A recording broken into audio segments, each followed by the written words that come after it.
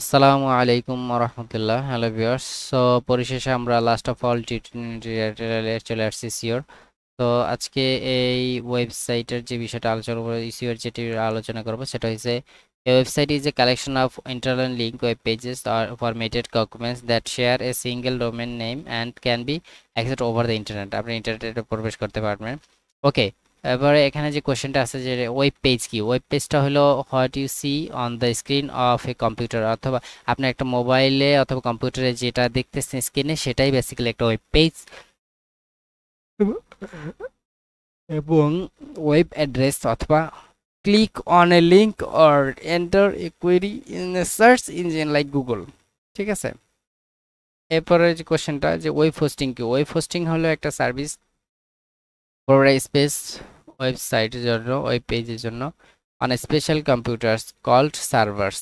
হ্যাঁ, সার্ভার জিনিসগুলো কি এটাও আমরা জানি। So a web hosting enables sites or web pages to be viewed on the internet by the internet user।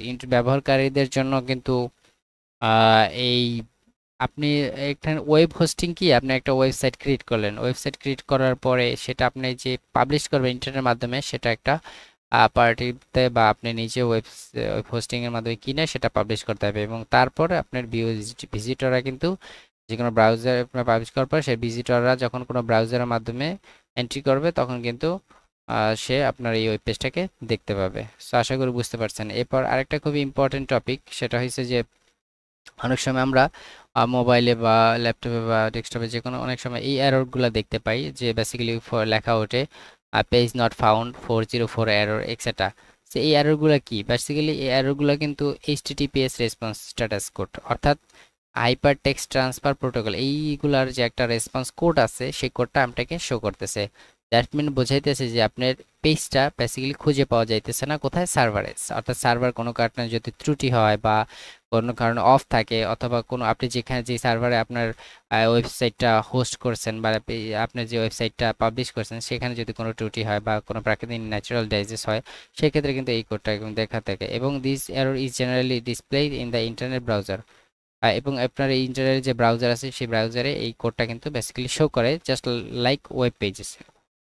এরপর আমরা দেখব যে 505 503 503টাও কিন্তু আনঅ্যাভেলেবল এরর, এবং এটাও একটা এইচটিটিপি স্ট্যাটাস কোড যেটা আসলে ইন্ডিকেট করে server is not available right now to handle the request. অর্থাৎ আপনি যে রিকোয়েস্টটা করে যে পেজে যেতে চাচ্ছেন সেটা আসলে আপাতত বলছে কি পসিবল না। এবং এটা কিন্তু প্রায় ঘটে যখন আপনি সার্ভারটা খুব খুব বিজি হয়ে যায়, মানে একসাথে যেমন এই লেখাটা আমরা অনেক সময় বিভিন্ন রেজাল্ট এসএসসি বা ইসিজি বা বিভিন্ন ব্রাঞ্চে রেজাল্ট যখন শো করে এবং অনেক ভিজিটর একসাথে যখন এন্ট্রি করে তখন কিন্তু সার্ভারটা অনেক বেশি হয়ে যায়। সো সেই ক্ষেত্রে কিন্তু এই কোডটা অনেক সময় আমরা দেখতে পাই।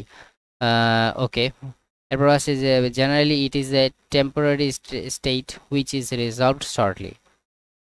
এবং এটা এটা খুব দ্রুত আবার সলভ হয়ে যায়। সো আশা করি ভিউয়ার্স বুঝতে পারছেন আপনারা যে আসলে কোনটা কি। এবং আমরা কিন্তু মোটামুটি 45 টিউটোরিয়ালে আসছি। সো এক থেকে শুরু করে 45 টিউটোরিয়ালে, এবং আমি চেষ্টা করছি আপনাদেরকে ইংরেজিটা নোট করে মোটামুটি বাংলা এক্সপ্লেন করে এবং টিউটোরিয়ালগুলো বোঝানোর চেষ্টা হবে, অথবা ভালোর আসলে শেষ নেই। সো আমার দিক থেকে আমি যতটুকু পারি বুঝি চেষ্টা করছি ততটুকু বলার। এখান থেকে আমি যে আপনাকে শিখাইছি ব্যাপারটা তা না, বরং আমি নিজে শিখছি আপনার থেকে বেশি, সেটাই আমি মনে করি। সো আপনি যদি এখান থেকে কিছু শিখে থাকেন তো অবশ্যই আমার সাথে থাকবেন, লাইক চ্যানেলটা সাবস্ক্রাইব করে রাখবেন। আমি সামনে আরো নতুন কোনো টিউটোরিয়াল নিয়ে আসবো, আপনাদের আপনারা ইন্সপিরেশন দিলে আমি আরো ভালো কিছু করার করব। অবভিয়াসলি ইনশাল্লাহ দোয়া করবেন। ভালো থাকবেন, সুস্থ থাকবেন সবাই। আসসালামু আলাইকুম ওয়া রাহমাতুল্লাহ।